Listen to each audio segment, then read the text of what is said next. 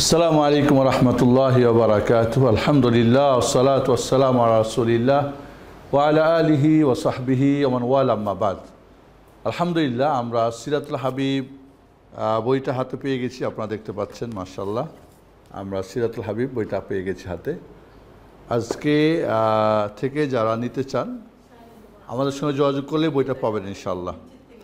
তবে আজকে বৃষ্টি বাদলের দিনেও আমাদের দুইজন বোন এসেছেন। দুইজনকে আমাদের পক্ষ থেকে আজকে প্রথম যেহেতু, সেই জন্য দুইজনকে দুইটা আমরা গিফট দিচ্ছি ইনশাআল্লাহ। আমার দুই বোনের জন্য দুইটা গিফট অলরেডি তাদের হাতে আমরা দিয়ে দিয়েছি। শুরু করছি আমরা আজকের ক্লাস। আবারও বলছি, আমাদের চমৎকার সুন্দর প্রিন্টে দুইটা বই, আমাদের বইটা ছেপে গেছে, সিরাতুল হাবিব, মাশাআল্লাহ, দেখতে পাচ্ছেন আপনারা।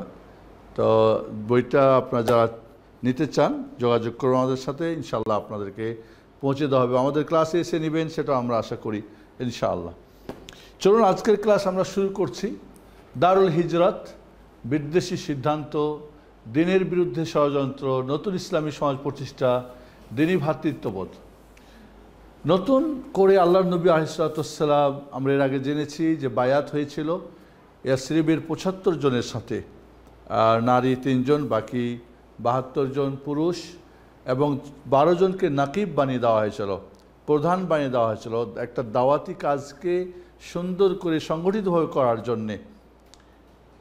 তো এইখানে বিশেষ করে মুসাব ইবনে উমাইর রাদিয়াল্লাহু আনহুর যে ভূমিকা ছিল, একেবারে ফুটন্ত বা টকবগে এক যুবক, দিনের জন্যে যিনি সব কিছুকে হারিয়েছিলেন, তিনি দাঈর আল্লাহ হয়ে, মুআল্লিম হয়ে, রাসূলের সফি, রাষ্ট্রদূত হয়ে মদিনায় তিনি চলে গেলেন এবং দাওয়াতের কাজ শুরু করলেন।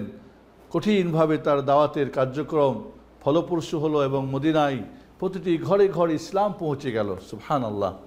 আজ আমাদের যুবকরা কোথায়? আজকে আমাদের এই বয়সের যুবকরা, এরা নেটে, এরা অনলাইনে, এরা ঘুমে, এরা লালিলাপ্পাতে, খেলাধুলাতে এরা ব্যস্ত। এমনকি এরা নিজের জীবন গড়তেও, লেখাপড়াতেও নেই। তো মুসাব ইবনে উমাইরের মতো যুবক আমাদের ঘরে ঘরে দরকার। এমন মা বাবা দরকার যাদের ঘরে মুসাব ইবনে উমাইররা জন্ম নিবে। এমন পরিবেশ দরকার, এমন টিচার দরকার যাদের কাছে মুসাব ইবনে উমাইরের মতো যুবক তৈরি হবে। এই বাংলার মাটির যত অন্ধকার সব দূর করবে। শিরক এবং বেদাতে প্লাবিত হয়ে গেছে এই দেশ। সুন্নাহ এবং তাওহীদের খবরই মানুষ ভালো বুঝে না। আর তাওহীদি জনতার নামে মানুষকে ধোঁকা দেওয়া হচ্ছে। ইসলামী লেবাস পরা, পোশাক পরে মানুষকে ধোঁকা দেওয়া হচ্ছে। মসজিদ মাদ্রাসাগুলি একটা বাউন্ডারির মধ্যে, একটা গণ্ডির মধ্যে এদের ইসলাম চর্চা হচ্ছে, আর সাধারণ মানুষের কাছে ইসলাম পৌঁছছে না। তো আসল কীভাবে দারুল হিজরত হলো বিদ্বেষী সিদ্ধান্ত, যেটা মক্কার পার্লামেন্টে হয়েছিল, এবং দিনের বিরুদ্ধে তারা কী ধরনের ষড়যন্ত্র শুরু করেছিল, নতুন করে ইসলামী সমাজ কীভাবে প্রতিষ্ঠা হলো মদিনায়, আর সেইখানে গিয়ে রাসূল সাল্লাল্লাহু আলাইহি ওয়াসাল্লাম যে ভ্রাতৃত্ব স্থাপন করেছিলেন আনসার মুহাজিরদের মধ্যে, এই পাঠগুলো আমরা দেখব ইনশাআল্লাহ। দাওয়াতের নতুন দফতর বা আবাসভূমি।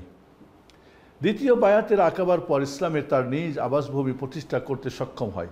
আর এটা ছিল এমন একটি মরুভূমির মাঝে যা ছিল কুফরি ও অজ্ঞতায় ভরা। এই আবাসভূমির প্রতিষ্ঠাতা ছিল ইসলামী দাওয়াত শুরু হওয়ার পর ইসলামের জন্য অন্যতম বড় সাফল্য। মদিনায় একটা ইসলামী সমাজ তৈরি হওয়াটা, দাওয়াতের একটা প্ল্যাটফর্ম পাওয়াটা সবচেয়ে বড় একটা সাফল্য ছিল এটা। মদিনার হকপন্থীদের একটি নিরাপদ আশ্রয়স্থলে পরিণত হয়। মুসলিমগণ সেখানে হিজরত শুরু করেন, যদিও কুরাইশরা মুসলিমদের বাধা দেওয়ার জন্য বদ্ধপরিকর। তাই তারা কুরাইশদের ভয়ে গোপনে হিজরত করতেন। তবু কোনো মুহাজিরকে সম্মুখীন হতে হয় বিভিন্ন প্রকারের কষ্ট ও নির্যাতনের। সর্বপ্রথম যিনি মদিনায় হিজরত করেন তিনি হলেন আবু সালামা রাদিয়াল্লাহু তাআলা আনহু। ওমর ইবনে খাত্তাব রাদিয়াল্লাহু আনহু এর হিজরত ছিল চ্যালেঞ্জ ও বীরত্বের এক অনন্য নিদর্শন। আবু সালমা রাদিয়াল্লাহু আনহুর ইতিহাস একটু না বললেই হয় না। আবু সালামা রাদিয়াল্লাহু আনহু তার ওয়াইফ আবু সালামা, উম্মে সালাম এবং তাদের বাচ্চা সালামাকে নিয়ে তার আবিসিনিয়াতে হিজরত করেন। কিন্তু মক্কায় ওই যে রাসূল সাল্লাল্লাহু আলাইহি ওয়াসাল্লাম সূরা নাজম পড়তে পড়তে সেজদায় চলে গেছিলেন, মক্কার কাফেররা নিজেদের আবেগে তারাও বুঝতে পারছে, আরবি তো তারা, কোরআন শুনে তাদের অন্তর কেঁপে উঠেছিল, তারাও তাদের অজান্তে রাসূল সাল্লাল্লাহু আলাইহি ওয়াসাল্লামের সাথে সেজদা করেছিল। এই খবরটা আবিসিনিয়াতে আহবাসায় চলে যায় যে মক্কার কাফেররা ইসলাম গ্রহণ করেছে। চলে আসেন তিনি তার স্ত্রীকে নিয়ে, তার বাচ্চাকে নিয়ে। এসে দেখলেন যে না, অবস্থা বেশি ভালো না, উল্টো। তখন তিনি কাফেরদের দেশে থাকবেন না, তাই সিদ্ধান্ত নিলেন তিনি চলে যাবেন কোথায়, মদিনায়। বাধা হয়ে দাঁড়ালো তার পরিবার, না তোমাকে হিজরত করতে দেব না। কিন্তু তিনি চ্যালেঞ্জের মোকাবেলা করলেন। বিপদ বেড়ে বসল কি, তার শ্বশুর পরিবার বলল না, আমাদের মেয়েকে তোমার কাছে যেতে দেব না।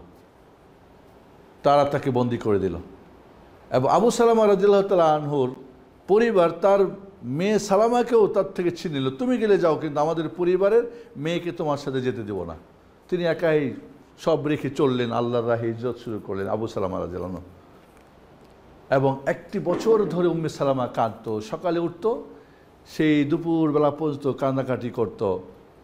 কান্নাকাটি করতেন। 1 বছর ধরে কাঁদছে, তার বাচ্চার দিকে, বাচ্চাও পাচ্ছে না, স্বামীও পাচ্ছে না। শেষ পর্যন্ত কিছু মানুষ তার এই কান্না দেখে, বাচ্চার কান্না দেখে তাদের প্রতি দয়াশীল হলেন এবং তারা শেষ পর্যন্ত ফয়সালা করলেন, ঠিক আছে, এই উম্মে সালামাকে তার বাচ্চা দিয়ে একটা উট দিয়ে পাঠাই দাও, চলে যাক মদিনা, যাক, যা হবে হোক। তাই সিদ্ধান্ত নেওয়া হলো। উম্মে সালামা রাদিয়াল্লাহু তাআলা আনহা আল্লাহর প্রতি ভরসা করে চিন্তা করেন, ওমাইয়া তাওয়াক্কাল্লাহ ফাহুয়া হাসবু, যে আল্লাহর প্রতি ভরসা করবে তার জন্য সে যথেষ্ট। উম্মে সালামা রাদিয়াল্লাহু আনহা ছোট বাচ্চাকে নিয়ে উটের উপর উঠে উনি মদিনা অভিমুখে রওনা হয়ে গেলেন। রাস্তায় দেখে তার বাবার এক বন্ধু, উম্মে সালামার বাবার বন্ধু, আরে তুমি যাও কোথায়? বলে আমি আমার তো স্বামীর কাছে চলে যাচ্ছি। তো এই ছোট্ট একটা বাচ্চা নিয়ে রাস্তাতে কত কিছু আপদ বিপদ থাকবে। তখন তিনি সহায় হয়ে কি করলেন, উনি বলেন চলো আমি তোমাদের উট ধরে নিয়ে গিয়ে তোমাকে মদিনায় পৌঁছে দিয়ে আসবো। তখনও কিছু মানুষ ছিল যাদের দয়া মায়া ছিল। আজ কিন্তু এতটুকু আমরা খোঁজ করে পাই না, এমন একটা অবস্থা আমরা এখন বসবাস করি। এই উম্মে সালামার সেই ঘটনা অত্যন্ত হৃদয় বিদারক ঘটনা। উমর ইবনে খাত্তাব রাদিয়াল্লাহু আনহুর হিজরত ছিল চ্যালেঞ্জ ও বীরত্বের এক অনন্য নিদর্শন। তলোয়ার ও তীর ধনুক নিয়ে মুজাহিদ বেশে কাবার দিকে অগ্রসর হয়ে তাওয়াফ করেন এবং তাওয়াফ শেষে মুশরিকদের দিকে অগ্রসর হয়ে বলেন, আমি হিজরতের উদ্দেশ্যে বের হচ্ছি, নিজ স্ত্রীকে বিধবা এবং সন্তানকে ইয়াতিম বানানোর যার স্বাদ রয়েছে, স্বাদ যার জাগে, সেজন্য আমাকে বাধাইতে আসে। ওমর রাদিয়াল্লাহু বীর মানুষ ছিলেন, গোপনে গোপনে হিজরত করতেন। কিন্তু এই হিজরত অনেক ঘটনা, আমরা জাস্ট ছোট্ট একটু আপনাদেরকে টাচ করতেছি যাতে বুঝতেন। ওমর ফারুক রাদিয়াল্লাহু মক্কার তাওয়াফ করে মক্কা ছেড়ে মদিনায় যাচ্ছেন, মনে অনেক কষ্ট, কিন্তু রাসূল যেহেতু মদিনায় চলে গিয়েছেন তাই তিনি করলেন কি, তখনও কি রাসূল সাল্লাল্লাহু আলাইহি ওয়াসাল্লাম হিজরত করেনি সম্ভবত। ওমর রাদিয়াল্লাহু তাআলা আনহু বীর বেশে বললেন যে স্ত্রীকে বিধবা বানাতে চাও, সন্তান ইয়াতীম বানাতে চাও, আমার সঙ্গে সামনে মোকাবেলা করো। এবং উনি বীর বেশে মক্কা ছেড়ে মদিনার দিকে রওনা হলেন। একথা বলে তিনি চলা শুরু করেন, কিন্তু তাকে বাধা প্রদান করার সাহস কেউ করেনি। আবু বকর রাদিয়াল্লাহু আনহু রাসূলুল্লাহ সাল্লাল্লাহু আলাইহি ওয়াসাল্লামের থেকে হিজরতের অনুমতি চাইলে তিনি বলেন, তাড়াহুড়া করো না, আশা করি আল্লাহ তাআলা তোমাকে আমার সাথী করে দেবেন। এদিকে সবাই যখন হিজরত করছেন তখন কিন্তু আবু বকর রাদিয়াল্লাহু তাআলা অধীর হয়ে গেছেন হিজরত করার জন্যে।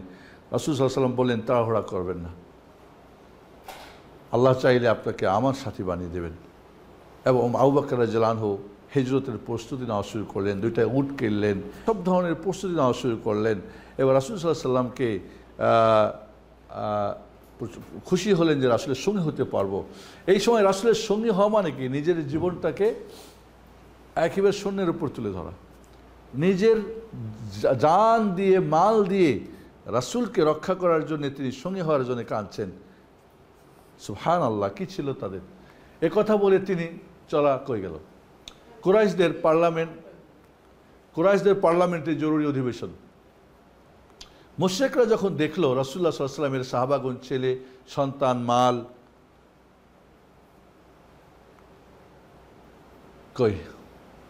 ছেলে সন্তান মাল সম্পত্তি সবকিছু নিয়ে মদিনায় আওস ও খাজরাজ গোত্রের দিকে যাচ্ছে, তখন তাদের বিষণ্ণতা ও আতঙ্ক বাড়তে লাগলো। মক্কার কাফেররা দেখলো, কিরে, এই তো একে একে সব মদিনায় গিয়ে আশ্রয় নিচ্ছে, ওখানে তো ওরা আউস খাজরাজরা মদিনায় হিজরতকারীদেরকে সাদরে গ্রহণ করছে, থাকা খাওয়ার ব্যবস্থা করছে। তো একদিন তো এমন আসবে যে এদিন হয়তো তারা ওইখানে সংগঠিত হয়ে আমাদের প্রতি হামলা করবে, তাহলে এদের মূল যে তাকে দুনিয়া থেকে বিদায় করতে হবে, এই হলো তাদের সিদ্ধান্ত। সীমা এমনভাবে বেড়ে গেল যার দৃষ্টান্ত কোথায় গেল রে, অস্থিরতা ও অশান্তির সীমা একান্তভাবে বেড়ে গেল যার দৃষ্টান্ত পূর্বে ছিল না। কেননা তারা সামনে এমন এক কঠিন ভয়াবহ বিপদে আশঙ্কা বোধ করতে লাগলো যা তাদের পৌত্তলিকতা ও অর্থনৈতিক অস্তিত্বের জন্য বিরাট হুমকি হয়ে দাঁড়াচ্ছিল। একদিক থেকে তাদের মূর্তি পূজা তছনছ হয়ে যাবে, আর একদিক থেকে তাদের অর্থনৈতিক ব্যবস্থা ভেঙে পড়বে। কারণ কি? কারণ তারা কিন্তু মদিনা হয়ে তাদেরকে যেতে হতো শামে, মদিনার উপর দিয়েই তাদের সামদেশে ব্যবসার জন্য যেতে হতো। 6 মাসের এখান থেকে তাদের খানাপিনার ব্যবস্থা হতো। তারা ভাবলো এইখানে আমাদের বিরাট একটা হুমকি হয়ে দাঁড়াবে, তাই তারা মরিয়া উঠল। তাই তারা নবুয়াতের 14তম বর্ষে 26শে সফর 12 ডিসেম্বর 622 ইংরাজি সনে, অর্থাৎ দ্বিতীয় বায়াতে আকাবার প্রায় 2 মাস পর দিনের প্রথম অংশে মক্কা পার্লামেন্ট দারুন নাদওয়া, তাদের পার্লামেন্ট নাম ছিল কি দারুন নাদওয়া। দার মানে ঘর, নাদওয়া মানে কি অধিবেশন, পরামর্শ, সলা, এগুলি। তো এইখান তাদের পার্লামেন্ট ছিল দারুন নাদওয়াই। এক জরুরি অধিবেশনের আহ্বান করলো। তাদের ইতিহাসে এটা সবচেয়ে মারাত্মক সম্মেলন ছিল। এর প্রতিনিধিত্ব করছিল কুরাইশদের প্রতিটি গোত্রের প্রধানরা। সবাই মিলে এ বিষয়ে চূড়ান্ত সিদ্ধান্ত নিচ্ছিল যে কিভাবে তাওহীদি দাওয়াতের ঝান্ডাবাহী মোহাম্মদকে অতি শীঘ্রই চিরতরে খতম করে শেষবারের মতো ইসলামের আলোকে নিভানো যায়। কঠিন একটা সিদ্ধান্ত। গোত্রপতিরা সবাই হাজির হয়েছে, পার্লামেন্টে বসছে। এই মোহাম্মদকে দুনিয়া থেকে যে করেই হোক বিদায় করতে হবে, তারা পরামর্শ। এবং সেখানে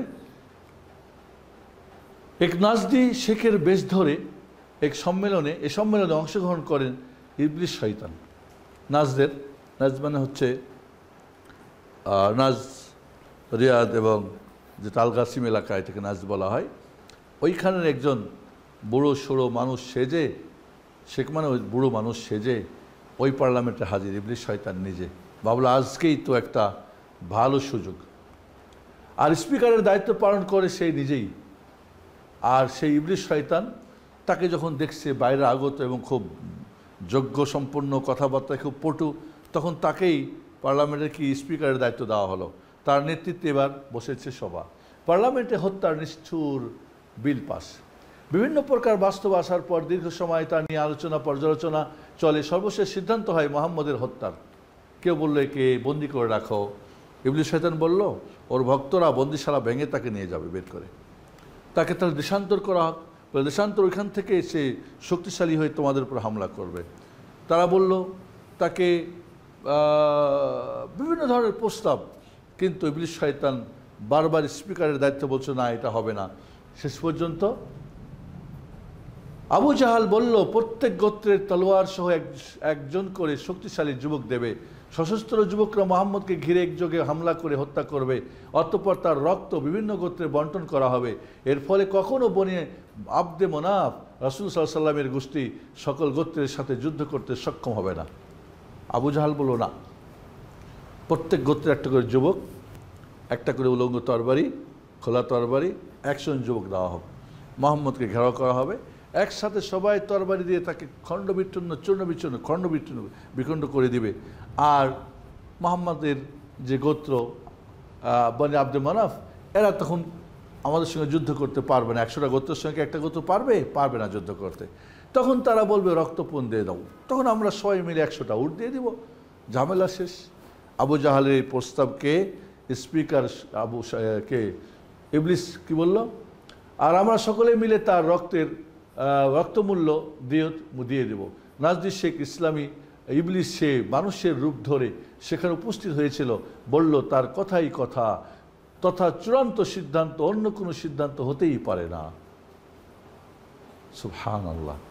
তাহলে আজও যত শয়তানি শক্তিরা বিভিন্ন পদক্ষেপ গ্রহণ করে, এখানে ইবলিস শয়তান তাদেরকে এই মেধা দিয়ে, বুদ্ধি পরামর্শ দিয়ে তাদের মুখ দিয়ে কথা বলায়। তাহলে আজও ইবলিস শয়তান কিন্তু তার এই একই কাজ করতেই থাকে। মক্কার পার্লামেন্টে সর্বসম্মতিক্রমে নিকৃষ্ট অপরাধীর প্রস্তাব করা এক চরম জঘন্য নিষ্ঠুর হত্যার বিল পাস হয়ে গেল। প্রত্যেক প্রধানরা এই সিদ্ধান্ত বাস্তবায়নের দৃঢ় সংকল্প করে নিজ নিজ বাড়িতে ফিরে গেল। কাফিরদের এই নিষ্ঠুর সিদ্ধান্ত সম্পর্কে আল্লাহ তাআলা বলেন, ওয়াইদ ইয়ামকুরু বিকাল্লাযীনা কাফারু লিইউসবিতুকা আও ইয়াকতুলুকা আও ইখরিজুক ওয়া ইয়ামকুরুনা ওয়া ইয়ামকুরুল্লাহু ওয়াল্লাহু খায়রুল মাকিরিন। আর কাফিররা যখন প্রতারণা করত আপনাকে বন্দী অথবা হত্যা করার উদ্দেশ্যে কিংবা আপনাকে বের করে দেওয়ার জন্য, তখন তারা যেমন ছলনা করত তেমনই আল্লাহও ছলনা করতেন। বস্তুত আল্লাহর ছলনা সবচেয়ে উত্তম। তারাও তাদের চিন্তা ভাবনা করেছে আপনাকে কি করবে, বন্দি করবে অথবা হত্যা করবে অথবা বের করে দিবে। তারা এই ধরনের বিভিন্ন চক্রান্ত করতেছিল, কিন্তু আল্লাহ রব্বুল আলামিন তাদের সমস্ত চক্রান্তকে বিনাশ করে দিলেন এবং তিনি সবচেয়ে উত্তম চক্রান্ত কি বলে ছলনাকারী এবং তাদের জন্য সূরা আনফাল 30। ওকে, মাতৃভূমি মায়া ছেড়ে মদিনায় হিজরত বিল পাস হয়ে গেল। জিবরিল আমিন আলাইহিস সালাতু ওয়াস সালাম, রাসূল সাল্লাল্লাহু আলাইহি ওয়াসাল্লাম তো ওহী ছাড়া কিছু জানতে পারতেন না। জিবরিল আমিন চলে আসলেন, আল্লাহর নবীকে হিজরত করার জন্য নির্দেশ করলেন। আল্লাহর পক্ষ থেকে নির্দেশ হয়েছে আপনি এই মক্কা ছাড়ুন, আর এখানে থাকার মতো আর সুযোগ নেই। আল্লাহ নবী আলাইহিস সালাতু ওয়াস সালামের পরে তিনি মক্কা ছাড়ার সিদ্ধান্ত নিলেন। রাসূলুল্লাহ সাল্লাল্লাহু আলাইহি ওয়াসাল্লাম কাফিরদের ইবলিসি চক্রান্ত ওহীর দ্বারা জানতে পেরে আবু বকরের সাথে মদিনায় হিজরতের পরিকল্পনা করলেন। আলী রাদিয়াল্লাহু নিজ বিছানায় নিজের চাদর পরে ঘুমানোর নির্দেশ দিলেন, যেন তারা মনে করে যে মুহাম্মদ সাল্লাল্লাহু আলাইহি ওয়াসাল্লাম বাড়িতে অবস্থান করছেন। চক্রান্তকারীরা বাড়ি ঘিরে রাখলো এবং আলী রাদিয়াল্লাহুকে মুহাম্মদের জায়গায় দেখে মনে করলো মুহাম্মদই শুয়ে আছে। আল্লাহর নবী আবু বকরকে সাথে নিলেন। আবু বকর এই সময় রাসূলের সাথী দেওয়া মানে কি? সাথ দেওয়া মানে হচ্ছে জীবন দেওয়া। আলী রাদিয়াল্লাহু তাআলা তার বিছানায় তার চাদর পরে শুয়ে যাওয়া মানে কি? তার জীবনটা দিয়ে দেওয়া। তবে তাদের কাছে তাদের জীবন দিয়ে তাদের প্রিয় হাবিব মুহাম্মদ সাল্লাল্লাহু আলাইহি ওয়াসাল্লাম বেঁচে থাকবেন, এটাই তাদের চাওয়া পাওয়া। তাই এই কঠিন মুহূর্তে বিন্দু পরিমাণ কোনো ধরনের চিন্তা ভাবনা না করে নির্দেশে রাসূলের সঙ্গী হয়ে গেলেন একজন, আরেকজন বিছানার মধ্যে শুয়ে গেলেন আল্লাহ নবী আলাইহিস সালাতু ওয়াস সালাম। তাই তার অপেক্ষায় থাকলো বের হলেই নির্মমভাবে একযোগে হত্যা করবে আল্লাহ নবী আলাইহিস সালাতু ওয়াস সালাম। তারা এভাবেই ঘিরেই থাকলো। এমত অবস্থায় রাসূলুল্লাহ সাল্লাল্লাহু আলাইহি ওয়াসাল্লাম তাদের মাথার উপর ছিটিয়ে দিলেন এক মুষ্টি ধুলো বালি। আল্লাহ তাআলা তাদের দৃষ্টিশক্তি উঠিয়ে নিলেন, যার ফলে রাসূলুল্লাহ সাল্লাল্লাহু আলাইহি ওয়াসাল্লাম বের হয়ে আবু বকরের নিকট চলে গেলেন। এদিকে তারা কিছুই টের পেল না। অতঃপর আবু বকর রাদিয়াল্লাহু আনহু এর সাথে রাসূলুল্লাহ সাল্লাল্লাহু আলাইহি ওয়াসাল্লাম মক্কার দক্ষিণে 5 মাইল দূরে সাওর পাহাড়ের গুহায় উভয় আত্মগোপন করেন। মদিনা মক্কা থেকে দক্ষিণ দিকে,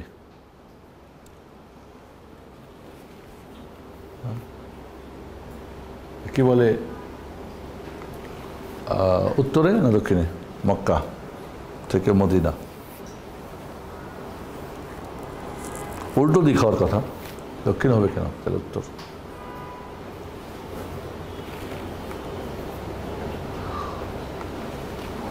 মক্কা থেকে মদিনা দক্ষিণ না,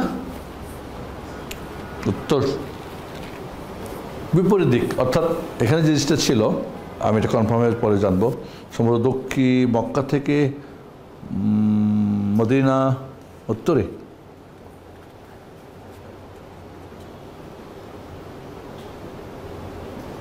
বাম দিকে দক্ষিণ হয়।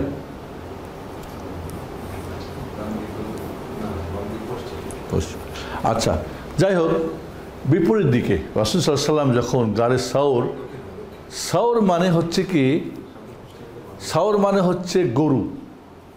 এই পাহাড়টা ঠিক দেখতে দূর থেকে দেখলে গরুর মধ্যে দেখা যায়, মাথা দেখা যায়, শিং দেখা যায়, চূড়ো দেখা যায়, লেজ মনে হয়।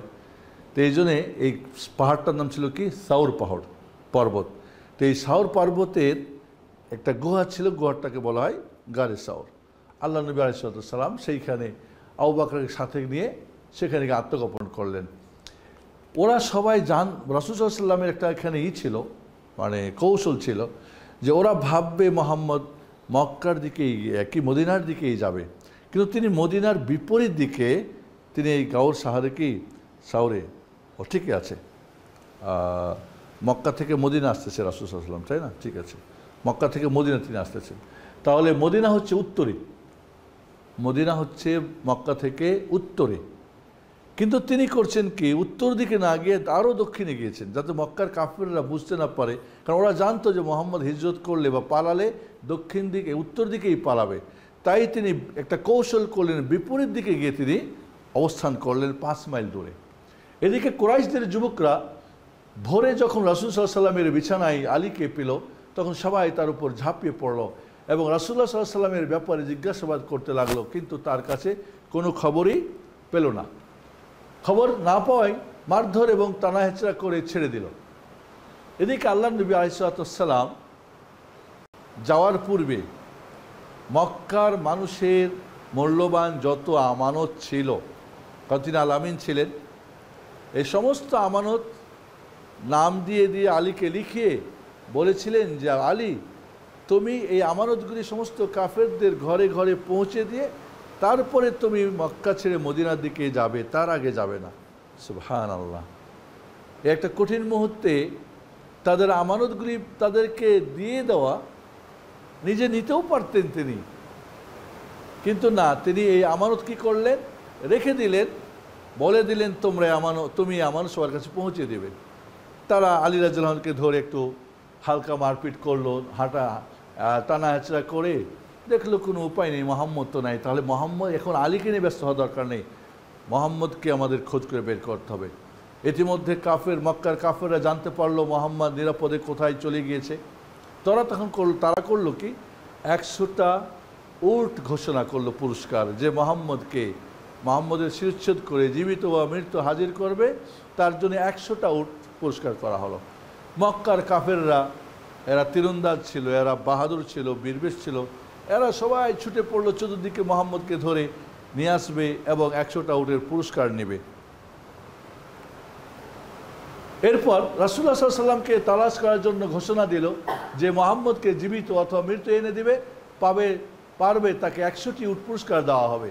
তারা তাকে খুঁজতে খুঁজতে গুহার মুখ পর্যন্ত এমনভাবে গিয়ে পৌঁছলো যে তারা যদি নিচের পায়ের দিকে দৃষ্টি করে তাহলে তাদেরকে দেখে ফেলবে। এরা খোঁজ করতে করতে ঠিকই শাওর পাহাড় উঠতে কমপক্ষে 1.5 ঘন্টা লাগে ওই জায়গাটাতে উঠতে, ওইখানে তারা উঠে গেল। এবং ওই সময় আবু বকর রাদিয়াল্লাহু তাআলা আনহু কান্না করতেছেন। রাসূল বলছেন, কেন কান্না করতেছো তুমি? কয় রাসূলুল্লাহ, তাদের আওয়াজ শোনা যাচ্ছে, ওরা একটু মাথাটা নিচু করে তাহলে আমাদেরকে দেখে ফেলবে। রাসূল বললেন, মা যান্নুকা বিসনাইন আল্লাহু সালিসুহুমা, তুমি কি মনে করছো আমি আর তুমি আবু বকর, তৃতীয়জন তো আল্লাহ আমাদের সাথে আছেন, তুমি চিন্তা করো না, লা তাহজান, টেনশন করার দরকার নেই, আল্লাহ দেখছেন আমাদেরকে। রাসূলুল্লাহ সাল্লাল্লাহু আলাইহি ওয়াসাল্লামকে নিয়ে আবু বকর রাদিয়াল্লাহু আনহুর দুশ্চিন্তা বেড়ে গেল।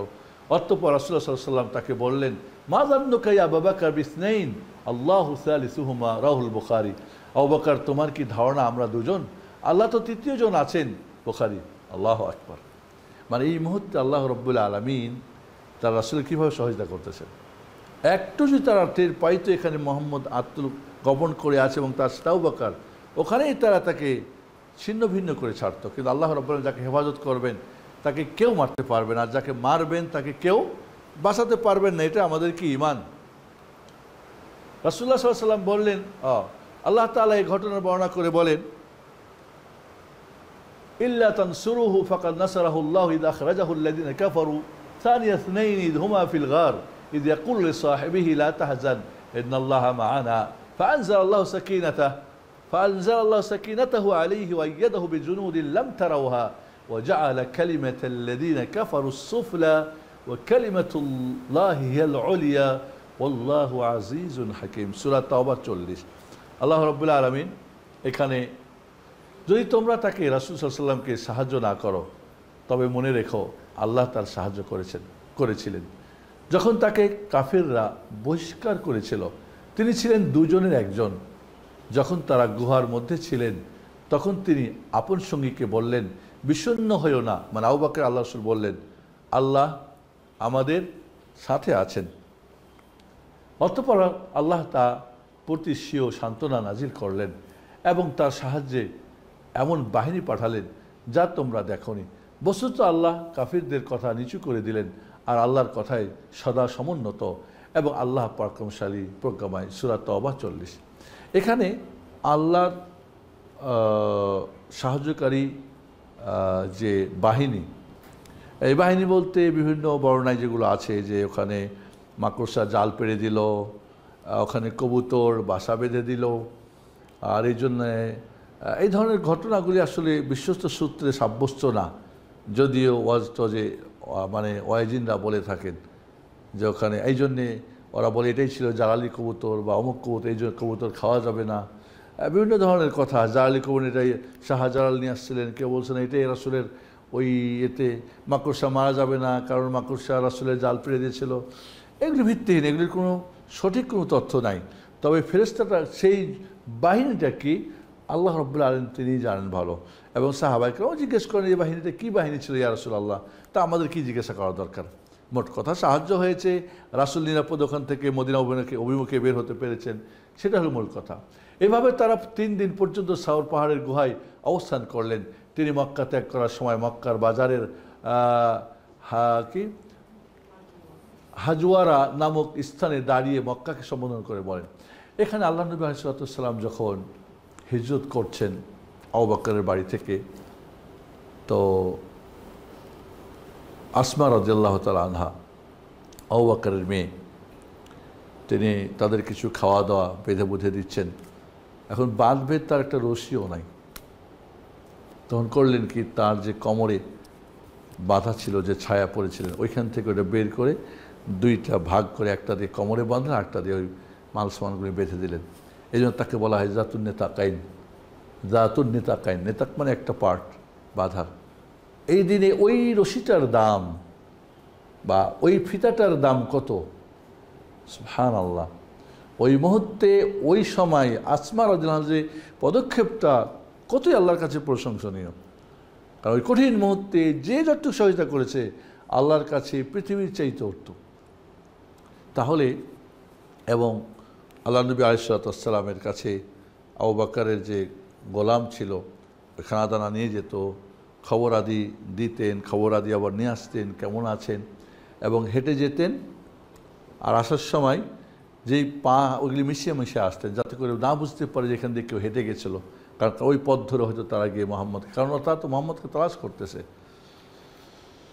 আল্লাহর শপথ, নিশ্চয়ই তুমি আল্লাহর জমিনে সর্বোত্তম ভূমি এবং আল্লাহর জমিনের মধ্যে আমার কাছে সবচেয়ে প্রিয়। আল্লাহর নবী যখন চলে যাচ্ছেন মক্কা ছেড়ে, মাতৃভূমি ছেড়ে, নিঃসন্দেহে প্রতিটি মানুষের মাতৃভূমির একটা মায়া থাকে।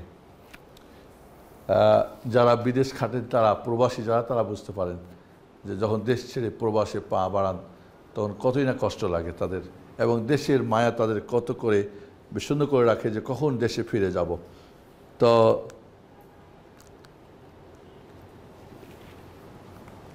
আল্লাহর নবী মক্কাকে সম্বোধন করে বলতে ধরলেন, আল্লাহর শপথ, নিশ্চয়ই তুমি আল্লাহর জমিনের সর্বোত্তম ভূমি, নিশ্চয়ই, এবং আল্লাহর জমিনের মধ্যে আমার কাছে সবচেয়ে প্রিয়।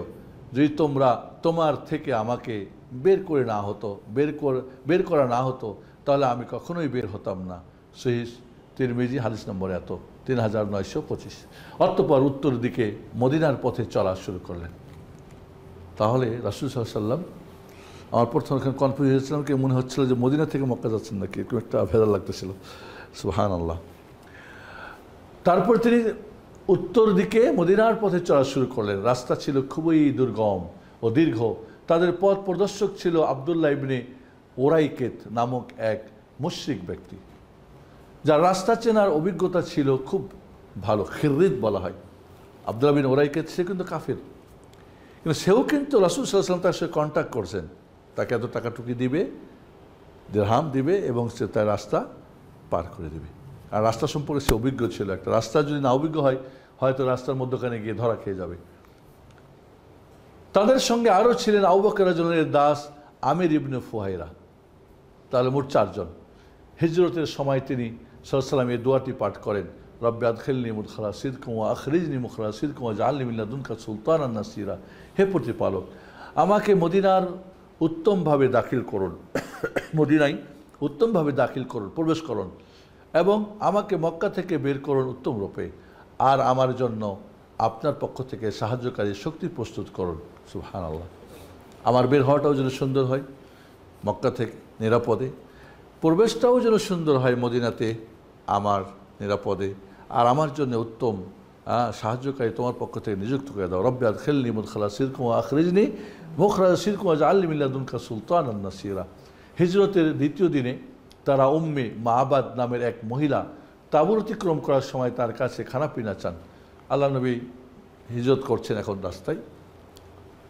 উম্মে মাআবাদ একজন বেদুইন মহিলা, ওই মরুভূমির মধ্যে থাকে। তো তার কাছে গিয়ে রাসূল সাল্লাল্লাহু আলাইহি সাল্লাম কিছু খানাপিনা চাইলেন, কিন্তু তার কাছে একটি অতি দুর্বল ছাগি ছাড়া আর কিছুই পাননি। ছাগিটির ওলানে এক ফোঁটাও দুধ ছিল না। রাসূলুল্লাহ সাল্লাল্লাহু আলাইহি ওয়াসাল্লাম তার হাত মোবারক ওলানে স্তনে বোলালে দুধ আসে এবং তিনি দুধ দহন করে পান করেন। বললেন যে আমার তো কিছুই নাই, একটা ছাগল, এটার অসুস্থ, এই জন্য চড়াতে নিয়ে যায় নাই, বাড়িতে বেঁধে রেখেছি, বলে নিয়ে আসো। আল্লাহ নবী আলাইহিস সালাম তার উলনটা ধুয়ে দিলেন এবং তার হাত মোবারক লাগালেন, আর তিনি নিজে দহন করা শুরু করলেন। সুবহানাল্লাহ। যেই ছাগলের উলানে এক ফোঁটা দুধ ছিল না এবং অসুস্থ ছিল, সাথে সাথে সুস্থ হয়ে গেল এবং তার উলানে দুধ আসলো এবং বালতি ভরা দুধ তিনি দহন করলেন, সঙ্গী এবং তিনি এবং সঙ্গীদেরকে পান করালেন। আবার উম্মে মাআবাদের জন্য আরেক বালতি দুধ দহন করে তাদেরকে রেখে দিয়ে গেলেন। পথে কই গেল ওপরে, এবং তিনি দহন করে পান করেন আর পাত্র পরিপূর্ণ করেন যা থেকে সবাই পান করেন। পরে পূর্ণ পাত্র দুধ উম্মে মাআবাদের নিকট রেখে পথ চলতে শুরু করলেন। পথে বুরাইদা ইবনে হুসাইব রাসূলুল্লাহ সাল্লাল্লাহু আলাইহি ওয়াসাল্লাম এর সাথে মিলিত হয়। সে পুরস্কারের আশায় তার তল্লাশিতে বের হয়েছিল, কিন্তু রাসূলুল্লাহ সাল্লাল্লাহু আলাইহি ওয়াসাল্লাম এর সঙ্গে কথা বলার পর সে এবং তার গোত্রের ৭০ জন মানুষ সেখানে ইসলাম গ্রহণ করেন। সুবহানাল্লাহ।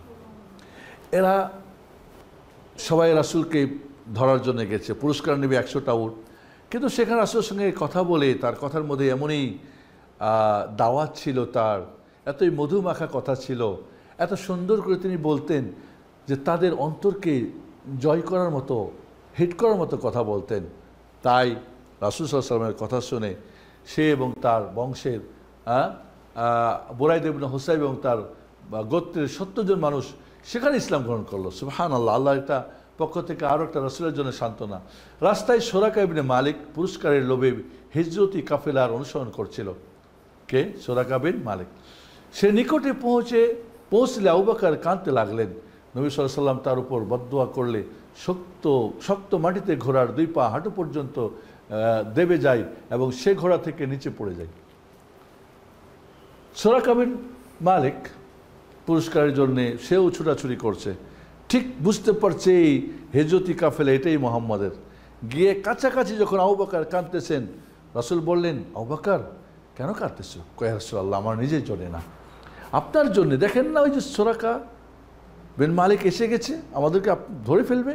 কয়, তুমি চিন্তা করো না, আল্লাহ নবী বদদুয়া করলে সাথে সাথে শক্ত মাটির মধ্যে সুরাকার উটের 2টা সামনের পা হাঁটু পর্যন্ত গেড়ে গেল, আর সাথে সাথে সুরাকা মাটির মধ্যে পড়ে গেল। সুবহানাল্লাহ। কি মদদ আল্লাহ রাব্বুল আলামিনের পক্ষ থেকে। অতঃপর সুরাকা নিরাপত্তা চেয়ে ডাক দিলে তারা থামলেন। সুরাকা চিল্লাতে শুরু করলো, ইয়া হে মুহাম্মদ, আমাকে বাঁচাও, আমাকে বাঁচাও, আমি তোমাদের কোনো ক্ষতি করব না বা আপনাদের কোনো ক্ষতি করব না। রাসূল সাল্লাল্লাহু আলাইহি ওয়াসাল্লাম তখন কী করলেন? রাসূলুল্লাহ সাল্লাল্লাহু আলাইহি ওয়াসাল্লাম সুরাকাকে বললেন, যদি আমাদের ব্যাপারে গোপনীয়তা রক্ষা করো তবে রেহাই পাবে। আমরা যে এখানে আছি, তুমি আমাদের গোপন রক্ষা করবে, তাহলে তোমার জন্য আমি দোয়া করে দেবো, তুমি নিরাপদে চলে যাবে। সে সম্মতি জানালেন। নবী সাল্লাল্লাহু আলাইহি ওয়াসাল্লাম দোয়া করতে ঘোড়ার পা উঠে গেল। আবার যখন দোয়া করলেন, ঘোড়া তো উঠে গেল, সুরাকা ঘোড়ার মধ্যে উঠে গেল। এখন সুরাকা বলছে, সুরাকা এক টুকরা চামড়ার নিরাপত্তার পরোয়ানা যা আমার আমির ইবনে ফুহাইরা লিখে দিলেন, তা নিয়ে মক্কার ফিরে গেলেন। আমির ইবনে ফুহাইরা লিখে দিলেন যে ঠিক আছে, আমাকে একটা, আপনি নিরাপত্তা দিয়েছেন, লিখে দেন, আমার একটা ডকুমেন্ট চাই, আমাকে যেন আবার খেবার হামলা না করে। আপনার পক্ষের কোনো মানুষ যদি আমাকে ধরে তো বলবো যে দেখো মুহাম্মদকে নিরাপত্তা দিয়েছে, বাকি কাফেরদেরকে আমি কী বলবো সেটা শোনেন কী বলছে। সুরাকা ফিরে এসে দেখলো তখনও মানুষ অনুসন্ধান করছে।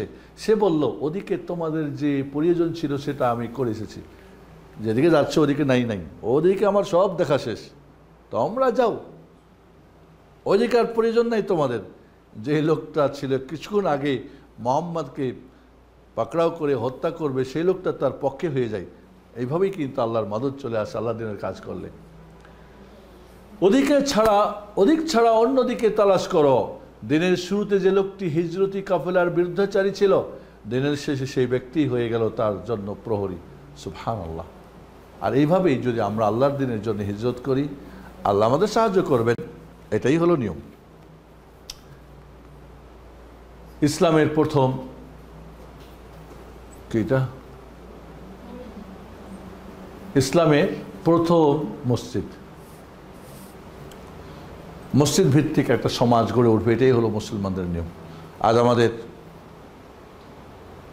সত্যি সেই আকীদা ও মানহাজের, সালাফদের মানহাজে, আহলুল হাদিসদের মানহাজের মসজিদের অভাব থাকলেও হয়তো নামকে অস্তে আছে।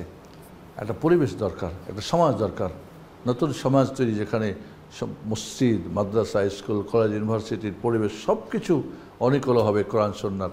রাসূল সাল্লাল্লাহু আলাইহি সাল্লামের তিনি যখনই রাসূলুল্লাহ সাল্লাল্লাহু আলাইহি ওয়াসাল্লাম 8ই রবিউল আউয়াল কুবায় পৌঁছে কুলসুম ইবনে হাদাম রাদিয়াল্লাহু আনহার ঘরে অবতরণ করেন। আল্লাহ নবী আলাইহিস সালাম তিনি পৌঁছলেন প্রথম কোথায়? কুবাতে। এই কুবায় পৌঁছে আল্লাহ নবী প্রথমেই মসজিদ নির্মাণের কুলসুম বিন হাদামের বাড়িতে তিনি অবতরণ করলেন, কারণ একটা আশ্রয় নিলেন, থাকার জায়গা। এরপরে কী করলেন তিনি? ওদিকে মদিনাবাসীরা প্রতিদিন মদিনার বাইরে গিয়ে রাসূল সাল্লাল্লাহু আলাইহি ওয়াসাল্লামের আগমনের অপেক্ষা করত। তাই কুবা নগরীতে নবী সাল্লাল্লাহু আলাইহি ওয়াসাল্লাম পৌঁছা মাত্রই তারা খুশিতে আত্মহারা হয়ে তাকে স্বাগত জানাতে গেলেন। আল্লাহ নবী মক্কায় থেকে মদিনায় হিজরত করবেন, মদিনার সাহাবায়ে কেরামরা জানতে পেরে তারা প্রতিদিন সকাল থেকে দুপুর পর্যন্ত চেয়ে থাকতো মক্কার প্রাণ দিকে, কবে আসবে প্রিয় হাবিব মুহাম্মদ সাল্লাল্লাহু আলাইহি ওয়াসাল্লাম। একদিন তিনি কুবায় পৌঁছেই গেলেন। জানতে পারল মদিনাবাসীরা যে প্রিয় হাবিব সাল্লাল্লাহু আলাইহি ওয়াসাল্লাম কুবাতে এখন অবস্থান করছেন। তারা মদিনা থেকে কুবাতে গিয়ে তাকে স্বাগতম জানালেন, আহলান সাহলান মারহাবান জানালেন। রাসূলুল্লাহ সাল্লাল্লাহু আলাইহি ওয়াসাল্লাম সেখানে 4 দিন অবস্থান করেন এবং তাকওয়ার উপর কুবা মসজিদের ভিত্তি স্থাপন করেন। আর এটাই ছিল ইসলামের সর্বপ্রথম মসজিদ। আল্লাহ নবী ইতিমধ্যে 4 দিনের মধ্যেই তিনি একটা মসজিদ তৈরি করলেন, যেই কুবা মসজিদ আজকে, এবং এখন আরও বিশাল ভেঙে নতুন করে তৈরি করার কথা চলতেছে। এই কুবা মসজিদে আল্লাহর নবী তৈরি করলেন কুবাবাসীদের সহযোগিতায়। 4 দিনের পরে তিনি আবার মদিনা অভিমুখে রওনা হলেন। এই কুবা মসজিদ, যে মসজিদে কেউ যদি বাড়ি থেকে উজু করে 2 রাকাত নামাজ পড়ার উদ্দেশ্যে শুধু যায় ওখানে, আর 2 রাকাত নামাজ পড়ে, তাহলে একটা উমরা হজের সওয়াব পাওয়া যায়, উমরার সওয়াব পাওয়া যায়। আল্লাহ নবী আলাইহিস সালাতু ওয়াস সালাম এই কুবার মসজিদটা যিনি বানিয়েছিলেন প্রথম, উনি ভুলে যান নাই। প্রতি শনিবার তিনি মদিনা থেকে হেঁটে হেঁটে অথবা সোয়ারিতে চড়ে এই কুবা মসজিদ যেতেন নামাজ পড়তে, নামাজ পড়ে আবার ফিরে আসতেন মদিনায়। এই প্রথম মসজিদের সাথে তার একটা আত্মার সম্পর্ক ছিল, কুবাবাসীদের সাথে তার একটা আত্মার ভালোবাসা ছিল। তাই প্রিয় হাবিব মুহাম্মদ সাল্লাল্লাহু আলাইহি ওয়াসাল্লাম তিনি এই কুবা মসজিদে প্রতি সপ্তাহে একবার জিয়ারত করতে যেতেন, যেটা আমাদের হাজী সাহেবরা বা উমরাকারীরা গিয়ে হিজরত দেখে আসেন। এই মসজিদ ও কুবাবাসী, এটা ছিল কি? তাকওয়ার উপর। মসজিদুল উসসিসা আলা তাকওয়া। আজকে মসজিদ হচ্ছে কিন্তু তাকওয়া নেই, মানে আল্লাহ ভীরু, আল্লাহর জন্য, আল্লাহ খুশি করার জন্য মসজিদ, এর প্রচণ্ড অভাব। আর সুদখোর, ঘুষখোর, মুনাফাখোর, যত বাটপার শয়তানের টাকা দিয়ে মসজিদ তৈরি হচ্ছে, যার ফলে এই মসজিদে নামাজ পড়েও নামাজে কোনো আত্মতৃপ্তি হচ্ছে না।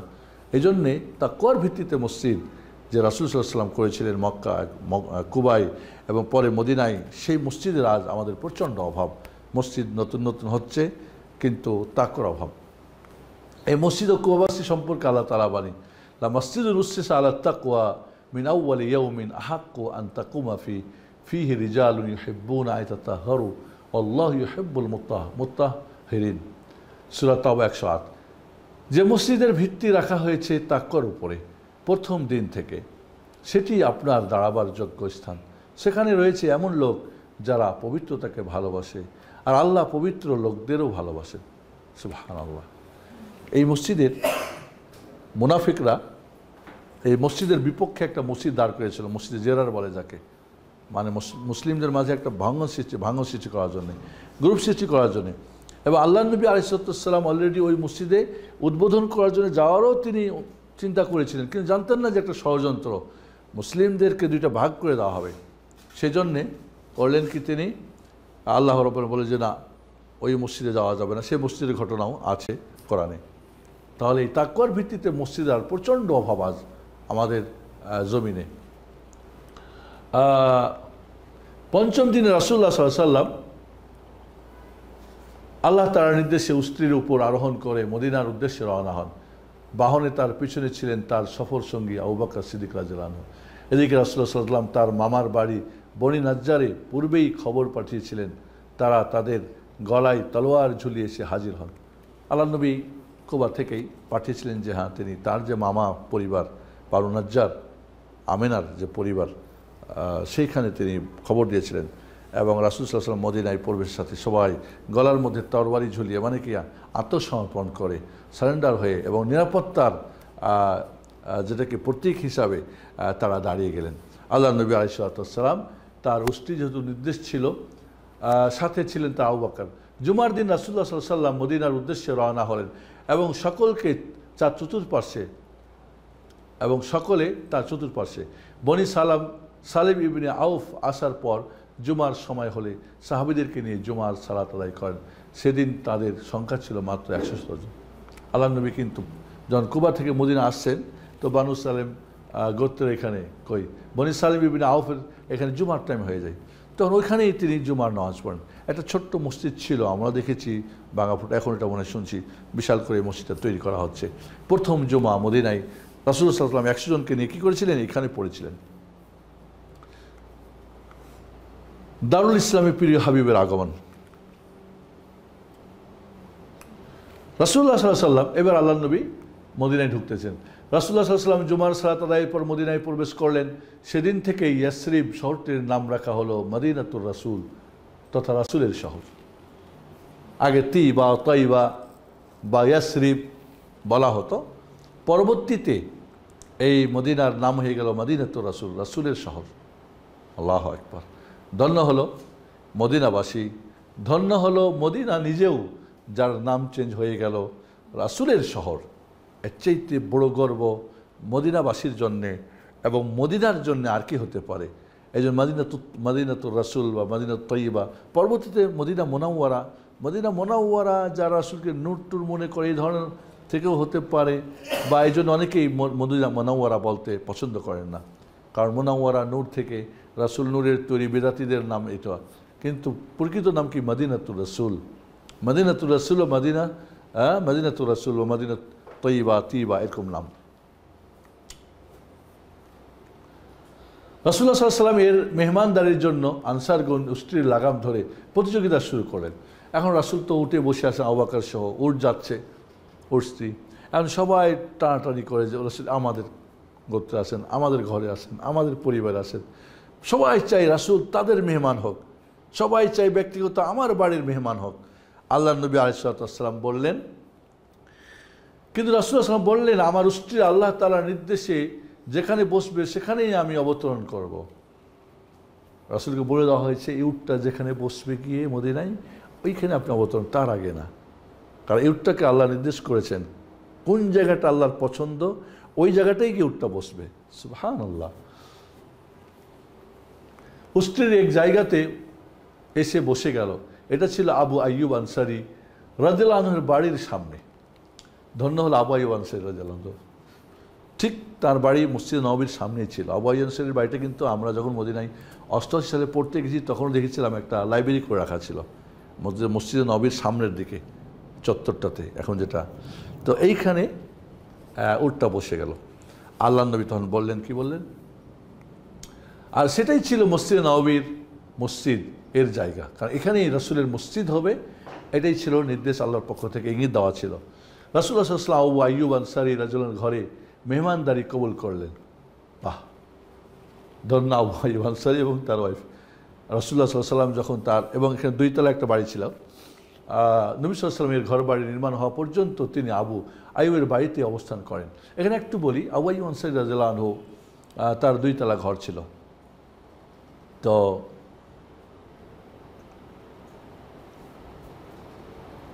রাসূলুল্লাহ সাল্লাল্লাহু আলাইহি ওয়াসাল্লামকে বললেন, আপনি উপরতলাতে থাকেন আর আমরা নিচে থাকি। তখনও তো ওই ধরনের ছাড়টা ছিল না, বৃষ্টি হলে, পানি টানি পড়লে, মাঠাহাটি করলে খড়কুটা পড়বে। তো বললেন যে আপনি উপরে থাকেন, আমরা নিচে থাকি। রাসূলুল্লাহ সাল্লাল্লাহু আলাইহি ওয়াসাল্লাম বললেন যে না, আমি নিচে থাকি, কারণ আমার সাহাবীরা আসবে, লোকজন দেখা সাক্ষাৎ করবে, উপরে উঠা নামা ঝামেলা হবে, তাই তোমরা উপরে থাকো, আমি নিচে থাকি। সিদ্ধান্ত তাই হলো। একদিনের ঘটনা, প্রচণ্ড শীতের দিনে যে কোনো ভাবে তাদের কলসের পানি পড়ে যায়।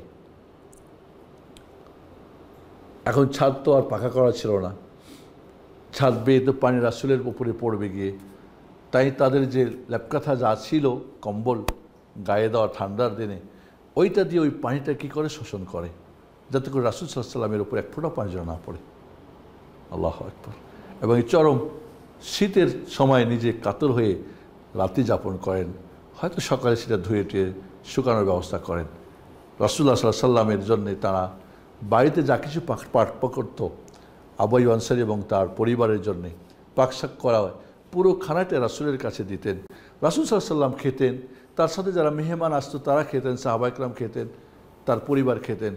ওইখান থেকে বরকতের খানা, তাই যেটুকু বাঁচত ওটুকুই আবু আইয়ুব আনসারীর পরিবার খেতেন। এবং যতটুকুই রাসূল সাল্লাল্লাহু আলাইহি ওয়াসাল্লাম কিছু রাখতেন, তারা জানতেন যে তারা সব কিছু আমার কাছে পাঠিয়ে দেন, যেটাই রাখতো সেটাই তাদের সকলের পেট ভরে যেত। সুবহানাল্লাহিল আযীম। কি মেহমানদারি এবং কি সম্মান! যদিও অনেক কিছু ছিল না, কিন্তু তার মধ্যে প্রচণ্ড শান্তি ছিল, ভালোবাসা ছিল, আন্তরিকতা ছিল, যেটা আজকে আমাদের খানা দানা অনেক বেশি কিছু হয় মেহমানদারিতে, অপচয়ও হয়, বাট আন্তরিকতা, ভালোবাসা এবং সবচেয়ে কি বরকত না থাকা, এখানে অপচয় হওয়া, শয়তানের খানা হয়ে যাওয়া, সেখানে বিসমিল্লাহ নাই, কিছু নেই, হই হাল্লা, বা সেখানে হয়তো আজ তো কেউ হারাম যারা তারা তো মদের পরিবেশনও করে, নাউজুবিল্লাহ। মসজিদ নববীর নির্মাণ, রাসূল পৌঁছে গেলেন মদিনায়, রাসূল সাল্লাল্লাহু আলাইহি ওয়াসাল্লাম মদিনায় পৌঁছে গেলেন। মদিনায় পৌঁছার পর রাসূল সাল্লাল্লাহু আলাইহি ওয়াসাল্লাম সর্বপ্রথম যে কাজটি করলেন তা ছিল মসজিদ নববীর নির্মাণ। রাসূলুল্লাহ সাল্লাল্লাহু আলাইহি ওয়াসাল্লামের স্ত্রী যেখানে বসেছিল, তিনি সেখানে জায়গাটি মসজিদের জন্য নির্বাচন করলেন। এই জায়গাটি তিনি 2 ইয়েতিম ছেলের নিকট থেকে ক্রয় করে নেন। আমাদের হুজুররা খালে পড়ে এখানে রাস্তার মাস্তার শহরের সরকারি জায়গা টাকা দখল করে একটা টিন ছাপড়া দিয়ে পরে মসজিদ এরপরে নিয়ে হইচই করে না। মসজিদ নিজের মালিকানা হতে হবে। যেখানে সেখানে পার্কের জায়গার মধ্যে, ওখানে সেখানে আজকাল দেখা যায় এরকম মসজিদ বানানো হয়, এটা মোটেই ঠিক না। আল্লাহ নবী নিজে 2টি ইয়াতিম থেকে কিনে নিলেন, যদিও তার ইয়াতিমের পরিবার বা তারা ফ্রিতে দিতে ইচ্ছা করেছিলেন, কিন্তু না, কিনে নিয়েছেন। এটাই নিয়ম। মানে দিনই ব্যাপার হলেই চায়ামাঙ্গা আর সস্তা আর যেখানে সেখানে দখল করে নেওয়া, এটা না, বরং সেটা মালিকানা হতে হবে। এই জায়গাটিতে মুশরিকদের কবর এবং সেখানে বিধ্বস্ত কিছু জিনিস ছিল। এখানে খেজুর গাছ এবং গরকাত বৃক্ষ ছিল। গরকাত গাছ যেটাকে বলা হয় ইহুদিদের গাছ। গরকাত গাছ মাটির সঙ্গে লেগে থাকে, কাটা হয় কিছু, মোটামুটি উঁচা হয়। এই গাছটা কিয়ামতের আগে গাছ, পাথর, ভবন সব বলবে আমার পিছনে ইহুদি লুকিয়ে আছে, আত্মগোপন করে আছে, ওই মুসলিম আসলে হত্যা করো। কিন্তু গরকাত গাছ বলবে না, ইহুদিদের গাছ এটা, শাজারাতুল ইহুদ। এই জন্যে আজ এতে ইসরায়েলে এই গাছ দিয়ে তারা ভরে রাখছে, রাস্তাঘাট, বাড়ি, অফিস, শুধু এই গাছ দিয়ে জঙ্গল বানানো রাখছে, যাতে করে, কারণ ওরা বিশ্বাস করে যে হাদিসটা সহি, এটা সঠিক, কিন্তু ওরা মানে না, ওরা মানে না। এই এইগুলি ছিল, তার কিছু কবর ছিল, কিছু বিধ্বস্ত বাড়ি ছিল, খেজুর গাছ ছিল। এই গাছ রাসূলুল্লাহ সাল্লাল্লাহু আলাইহি ওয়াসাল্লাম এর নির্দেশে সমস্ত কবর খুঁড়ে ফেলা হলো এবং গাছপালা কেটে মাটি সমান করা হলো। বাইতুল মাকদিসের দিকে কেবলা নির্ধারণ করা হলো। নির্মাণ কাজে তিনি সাল্লাল্লাহু আলাইহি ওয়াসাল্লাম নিজেও অংশগ্রহণ করেন। আমরা অনেক সময় মোল্লা উস্তাদিরা নিজে কাজ করতে চাই না, রাসূল নিজেই অংশগ্রহণ করছেন এই কাজ করার জন্যে। তিনি ইট ও পাথর বহন করেন এবং ছন্দে ছন্দে বলেন, হে আল্লাহ, প্রকৃত জীবন তো আখিরাতের জীবন, তুমি আনসার ও মুহাজিরদেরকে রক্ষা করো, ক্ষমা করো। তিনি ছন্দ আকারে, এই বোঝা খাইবারের বোঝা নয়, এটা আমাদের প্রতিপালকের অতি সৎ ও পবিত্র বোঝা। আমরা জানি যে এর আগে রাসূল সাল্লাল্লাহু আলাইহি ওয়াসাল্লাম কাবা ঘর নির্মাণেও সহযোগিতা করেছিলেন কাফের মুশরিকদেরকে। মসজিদের নিচের অংশ পাথর দিয়ে মজবুত করা হলো, আর দেওয়াল ছিল ইট এবং গাঁথুনি ছিল মাটির, ছাদ ছিল খেজুর ডালের এবং খুঁটি ছিল খেজুর গাছের, মেঝে ছিল ছোট ছোট পাথর ও বালির, ভিত ছিল প্রায় 3 হাত, দৈর্ঘ্য প্রস্থ ছিল 100 হাত করে। মসজিদটির 3টি দরজা বানানো হয়, লম্বা 100 হাত আর প্রস্থ 100 হাত। তো সেটা কাদা দিয়ে গেঁথে ওপরে খেজুর পাতার ছাদ আর খেজুর পাতার খুঁটি দিয়ে তৈরি করা হয়। এখানে স্বতঃস্ফূর্তভাবে আনসার, মুহাজির, রাসূল সাল্লাল্লাহু আলাইহি ওয়াসাল্লাম নিজে সবাই মিলে আল্লাহর ঘর নির্মাণ করলেন, যেটা মসজিদ নববী বলে আমরা আখ্যায়িত। ইন্নামাল মুমিনুনা ইখওয়া, ভ্রাতৃত্ব যে স্থাপন, আমরা এখানে শেষ করবো ইনশাআল্লাহ। রাসূল সাল্লাল্লাহু আলাইহি ওয়াসাল্লাম মসজিদ নির্মাণের কাজ শেষ করলেন। মসজিদ পরস্পরের ভালোবাসার বিনিময় ও সমন্বয়ের কেন্দ্র পরিণত হলো। এরপর যে জরুরি কাজটি তিনি করলেন তা মানব ইতিহাসে স্মরণীয় ও অতি বিরল, আর তা হচ্ছে মুহাজির যারা নিজেদের দেশ ছেড়ে মদিনায় হিজরত করেছেন, আর আনসার যারা মদিনার আদিবাসীরা মুহাজিরদের সাহায্যকারী মধ্যে ভ্রাতৃত্ব বন্ধন স্থাপন করলেন। আনসারদের মধ্যে হতে একজনকে মুহাজিরদের একজনের ভাই বানিয়ে দিলেন। এতে ছিল মৃত্যুর পর মুহাজির ভাই আনসারি ভাইয়ের মাল সম্পত্তি উত্তরাধিকারী হবেন। এ বিধান বদরের যুদ্ধ পর্যন্ত ছিল, পরবর্তী রহিত হয়ে যায়। বলে দিলেন যে একজন মুহাজির বাড়ি নাই, ঘর নাই, আনসার তোমার বাড়ি ঘর আছে, তোমার ভাই, খাওয়া দাওয়া থাকা সব কিছু, এবং কিছু মরে যায় তো একজন অপরাধীর কি ওয়ারিশ হবে। বদরের যুদ্ধ পর্যন্ত এই নিয়ম ছিল, বদরের পরে এই হুকুমটা কি রহিত করে দেওয়া হয়। এ ভ্রাতৃত্বের উদ্দেশ্য ছিল ইসলাম ছাড়া জাহিলি যুগের সকল স্বজনপ্রীতির বিনাশ করা এবং বংশ পূজা, বর্ণ পূজা, দেশ পূজা ইত্যাদির বিভেদ এবং দূরত্ব মিটিয়ে দেওয়া। সর্বক্ষেত্রে তাকওয়াকেই প্রাধান্যের একমাত্র মাপকাঠি হিসেবে দেখা। ইন্না আক্রামাকুম ইনদাল্লাহি আতকাকুম, তোমাদের মধ্যে সর্বোত্তম যার তাকওয়া যত বেশি সে উত্তম। একমাত্র ইসলামের কারণেই কারোর সাথে সম্পর্ক গড়া ও ছিন্ন করা ইত্যাদি। মুহাজির ও আনসার উভয়ের একযোগে কাজ শুরু করলেন। তাদের মধ্যে ভ্রাতৃত্বের বন্ধন গভীর হতে লাগলো। তাদের মধ্যেকার এই ভ্রাতৃত্ব কেবল মাত্র মৌখিক কোনো বিষয় ছিল না, বরং এটা ছিল এমন একটি বাস্তব বিষয় একটু উঠাও, যার সঙ্গে জানমালের সম্পৃক্ততা ছিল। তাদের এই ভ্রাতৃত্বের মধ্যে পরস্পরের প্রাধান্যতা, সমবেদনা ও আন্তরিকতা প্রকাশ পেত। তাদের নতুন সমাজটি একটি চমৎকার আদর্শ সমাজে পরিণত হয়েছিল। এর বাস্তব প্রমাণ হিসাবে মুহাজির সাহাবী আব্দুর রহমান ইবনে আউফ রাদিয়াল্লাহু আনহু ও আনসার সাহাবী সাদ ইবনে রাবি রাদিয়াল্লাহু আনহুর ঘটনা উল্লেখযোগ্য। আনসারি ভাই সাদ তার মুহাজির ভাই আব্দুর রহমান ইবনে আউফকে তার সমস্ত মাল সম্পত্তি পেশ করে বললেন, সমপরিমাণে বন্টন করে অর্ধেক আপনি নেন এবং অর্ধেক আমাকে দিন। ওনাকে দিন, আপনি ভাগ করেন। মুহাজিরকে বলে আব্দুর রহমানকে আপনি ভাগ করেন, অর্ধেক আপনি আমার, আমি ভাগ করব না। এবং আমার 2 স্ত্রীর মধ্যে যাকে বেশি পছন্দ হয় তাকে তালাক দিচ্ছি, ঈদত শেষে তাকে আপনি বিবাহ করুন। আমার 2টা স্ত্রী, আমার বউ আছে, তোমার বউ থাকবে তা না, আমি তালাক দিচ্ছি, দেখো তোমার কোনটা পছন্দ ওইটাকে আমি তালাক দিই। নিজের পছন্দ না, ওর ভাই যেটা পছন্দ করবে সেটা তালাক দেবে, ঈদ শেষ হলে তাকে বিয়ে করবে। কি সুবহানাল্লাহ। ইমাম বুখারী রাহিমাহুল্লাহ আবু হুরায়রা রাদিয়াল্লাহু থেকে বর্ণনা করেছেন, আনসারগণ রাসূলুল্লাহ সাল্লাল্লাহু আলাইহি ওয়াসাল্লামকে বললেন, আমাদের খেজুর বাগানগুলো আমাদের মুহাজির ভাইদের মধ্যে বন্টন করে দেন। রাসূলুল্লাহ সাল্লাল্লাহু আলাইহি ওয়াসাল্লাম রাজি হলেন না। তখন আনসাররা বললেন, তাহলে মুহাজির ভাইগণ আমাদের বাগানে কাজ করবেন, বিনিময়ে আমরা তাদেরকে উৎপাদিত ফসলের অংশ দেব। রাসূলুল্লাহ সাল্লাল্লাহু আলাইহি ওয়াসাল্লাম এতে সম্মতি দিলেন এবং আনসারগণও তা মেনে নিলেন। আনসাররা বলেন, আমাদের বাগান সব বন্টন করে দেন। রাসূল রাজি হলেন না, বলে ঠিক আছে, তাহলে মুহাজির ভাইরা আমাদের বাগানে কাজ করবে, এর বিনিময়ে তারা ফলের একটা অংশ পাবে। সুবহানাল্লাহ। কই গেল একটু দেখো, এ পর্যন্ত থাক, জাজিরাতুল আরবের বাইরে দাওয়াত। আলহামদুলিল্লাহ, আমরা আজকে জানতে পারলাম যে কীভাবে অত্যন্ত সংক্ষিপ্তভাবে, কারণ এই কথাগুলো আমাদের সিরাত বইগুলিতে অনেক লম্বা করে, জাস্ট আমরা খুব ছোট্ট করে আমাদের হার্টকে স্পর্শ করার জন্য কিছু টাচ করেছি, আমরা জায়গা থেকে নিয়েছি এবং সংক্ষেপ করেছি। হয়তো এখানে অনেক কথাই হয়তো ছুটে যাবে, এটাই স্বাভাবিক। তাহলে আল্লাহ রাব্বুল আলামিন তার রাসূলকে নিরাপদে মদিনায় নিলেন, তিনি মসজিদ কুবা বানালেন, মসজিদ নববী বানালেন, একটা মদিনায় ইসলামী পরিবেশ গড়ে উঠল, ভ্রাতৃত্ব স্থাপন করলেন। আর এগুলো আমাদের বর্তমান দরকার, এই যে চলে গেল, এটা কিন্তু আজ আমাদের জীবনে আমরা পাচ্ছি না। আমাদের ভ্রাতৃত্বের অভাব, মুসলিম সমাজের অভাব, মসজিদ নাই আমাদের। মসজিদগুলি চালায় এক শ্রেণীর মূর্খ, এক শ্রেণীর দিনহীন, কি বলে দিনের জ্ঞানহীন কিছু প্রতাপশালী লোকেরা, আর কিছু চামচাদার মোল্লারা, ইমাম খতিবরা নিয়ে চলতেছে। এখানে কোনো ইসলামের কার্যক্রম, মসজিদ নববীর পৃথিবীর প্রতিটি মসজিদ হবে মসজিদ নবীর ফটোকপি, মসজিদ নবীর যে কার্যক্রম ছিল সেগুলি হবে। কিন্তু এটা হয়ে গেছে কিছু প্রতাপশালীদের মাতব্বরি করার জায়গা, আর কিছু হুজুরদের পেট পূজার জায়গা। এখান থেকে আসলে জাতি ভালো কিছু পাচ্ছে না, যা পাচ্ছে তাও সঠিক পাচ্ছে না, এটা দুঃখজনক। এই জন্যে আমি বলবো যে আমাদের নতুন করে কিছু মসজিদ গড়া দরকার, সেন্টার দরকার, যেখানে আমাদের কিছু পরিবেশ দরকার, সমাজ তৈরি করা দরকার। যেমন তৈরি হচ্ছে উত্তর একটা, যে ওদিকে কি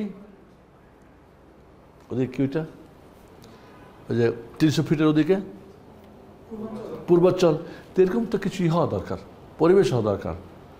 যে পরিবেশটা হবে ইসলামী পরিবেশ, মদিনার পরিবেশ, সেখানে নিয়মকানুন হবে, সেখানে ওই ধরনের চর্চা থাকবে, ভ্রাতৃত্ব বন্ধুত্ব থাকবে, একে অপরের সুখে দুঃখে দাঁড়াবে। তা আমাদের সেই পরিবেশ আল্লাহ যেন আমাদের করে দেন। তখনই আমরা আমাদের ছেলে মেয়ে নিয়ে আমরা নিরাপদে এবং স্বাচ্ছন্দ্যে এবং একটা সুন্দর পরিবেশে আমরা মানুষ করতে পারবো। এই পচা সমাজে পচাই তৈরি হবে, সেখান থেকে কোনো দুর্গন্ধ ছাড়া সুগন্ধি বের হওয়ার সম্ভাবই না। রব্বুল আলামিন সেই তৌফিক আমাদেরকে দান করুন, সেই ব্যবস্থা তৈরি করে দেন। আমিন। ওয়াসাল্লাল্লাহু আলা মুহাম্মদ ওয়া আলা আলিহি ওয়া সাহবিহি আজমাইন। আসসালামু আলাইকুম ওয়া রাহমাতুল্লাহি ওয়া বারাকাতুহু। কার প্রশ্ন আছে?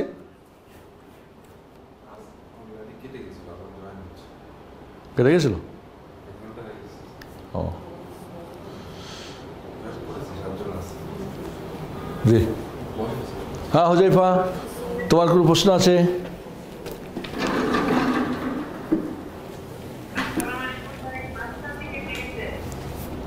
এটা বন্ধ করে দাও।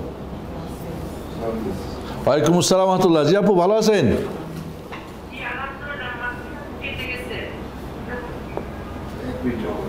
হ্যাঁ, এটা আমাদের এটা হয়ে গেছিলো, আবার হয়েছে। জি বলেন। না হয় না, আমাদের আলোচনা কাটে না ইনশাআল্লাহ। তো আবারও বলছি যে আমাদের বই এসে গেছে আলহামদুলিল্লাহ, সিরাতুল হাবিব বইটা আপনারা দেখতে পাচ্ছেন। বইটা আপনারা নিজের জন্যে, পরিবারের জন্যে, বন্ধুবান্ধবের জন্যে কপি নেন। এখানে আমাদের বইটা আছে, আমরা 3000 কপি ছাপিয়েছি। এই বই ছাপানোর জন্যে যেই বোনরা ভাইয়েরা অংশগ্রহণ করেছেন, দোয়া করি রব্বুল আলামিন তাদের এই দানকে কবুল করে নিন, এবং এর মাধ্যমে সিরাতুল হাবিবের সংক্ষিপ্ত যে জীবন, নবীর জীবনী আমরা পেশ করেছি। আমরা আশা করব এখান থেকে প্রতিটি জায়গা থেকে আমাদের জীবন গড়ার জন্য কিছু আমরা পাথেও পাবো। আমরা এখান থেকে কিছু আমাদের জীবন গড়ার কিছু সুযোগ পাবো ইনশাআল্লাহ। আশা করব এই বইটাকে আমরা 3000 ছেপেছি, পরবর্তীতে হয়তো আরও আমরা ছাপবো। তবে আপাতত আমাদের এই বইটা 3000 কপি ছাপা হয়েছে। আমাদের এই বই প্রায় 2 লাখ টাকা, 2,01,000 টাকা মনে হয় আমাদের খরচ। আরও কিছু বই নিয়ে আসার ব্যাপারে কিছু খরচ হয়েছে আমাদের, সব মিলে হয়তো আমাদের 2,05,000-10 হাজার টাকা খরচ হতে পারে। আশা করব আমাদের কিছু টাকা এখনও বাকি আছে, সেই টাকাটাও হয়তো আমরা ইনশাল্লাহ বড়রা উৎসাহিত হবেন, দেবেন, এখান থেকে আমরা হয়তো পরিশোধ করে দেবো ইনশাআল্লাহ। রব্বুল আলামিন আমাদের এই প্রচেষ্টায় কবুল করুন, আমাদের এই ছোট্ট খিদমতকে কবুল করুন, বড়রা যারা ভাইয়েরা অংশগ্রহণ করে সকলের খিদমত কবুল করুন ইনশাআল্লাহ। জি আপুরা, কারোর কোনো প্রশ্ন আছে?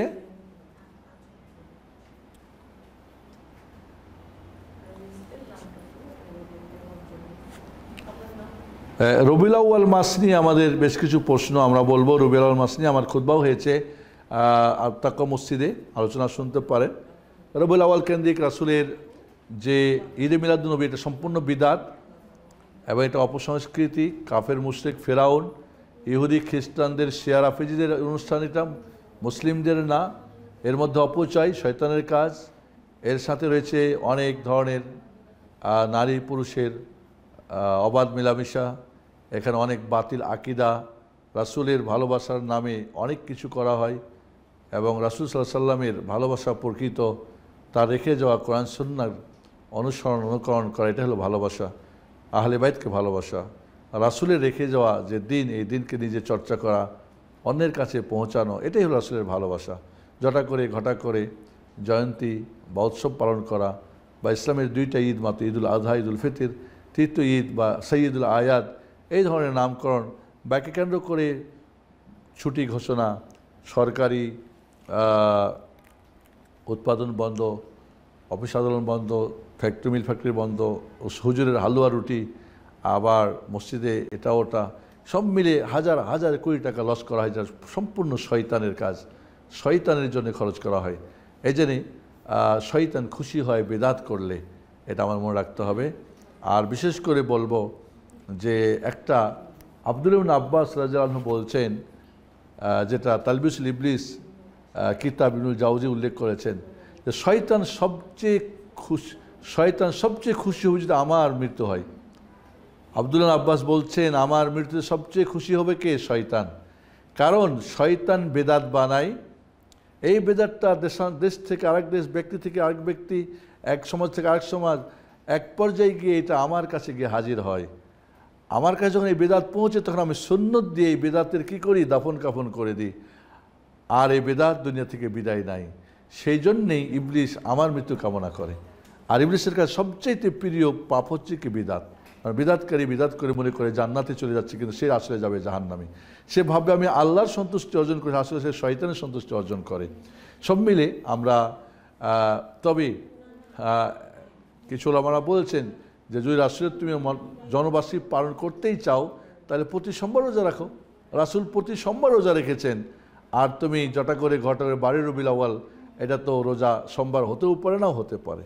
আশা করব যে আমরা বেদাত থেকে মুক্ত থাকব, অন্যকেও বেদাত মুক্ত করার চেষ্টা করব। জি, কারোর কোনো প্রশ্ন নাই মনে হয়? তাহলে আমরা বন্ধ করতে পারি। অনলাইন আপুদের কারোর প্রশ্ন আছে? নাই, ঠিক আছে। ওয়াসাল্লাল্লাহু আলা নবিয়িনা মুহাম্মদ ওয়া আলা আলিহি ওয়া সাহবিহি আজমাইন। সুবহানাকা আল্লাহুম্মা ওয়া বিহামদিকা আশহাদু আল্লা ইলাহা ইল্লা আনতা আস্তাগফিরুকা ওয়া আতুবু ইলাইক। জি, ক্লোজ।